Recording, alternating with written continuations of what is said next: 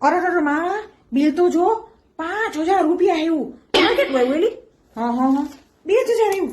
અરે માં તમારે તો આમ બધા છે ને કરકસરિયા રહ્યા ને એટલે અમારા કઈ બધા ઉડાવના ભાગના છે તો કોઈ કઈ કોઈના બધા મારી જ પનારે પડ્યા છે. આખા ઘરમાંથી બચાવ કરવા વાળી હોય ને તો હું એક જ કોઈ બચાવ કરવાનું સમજે નહીં. તો એને પપ્પાને કઈ કહેવાય નહીં આખો દી કે હું થોડોક ઘરમાં હોઉં છું, હું થોડુંક બધું વાપરું છું. તો એ કાનિયા લાઈટ ને પંખા બધું બંધ કરીને આવી બેસ. જે દિવસ તમારે માવો નથી થતો તમારે બિલ ભરવા આવશે. ઘરે જોઈ આવો કેટલા બિલ આવે છે. આપણી જેમ 5,000 રૂપિયા બિલ નથી આવતા. આખો દી એસી માં જ પડ્યું રહેવું છે. કાંઈ કામ ધંધો છે બીજો? બાપો ભલે કામી મરી જતો, એ ભલે કાળી મજૂરી કરતો, કારખાનામાં હાથ કારા કરતો. આ છોકરાને કહે તો કાંઈ આપણું માને ને. અને ડોહીને કાંઈ ના કહેવાય. તો આખો દી એસી માં જ પડ્યા રહીએ.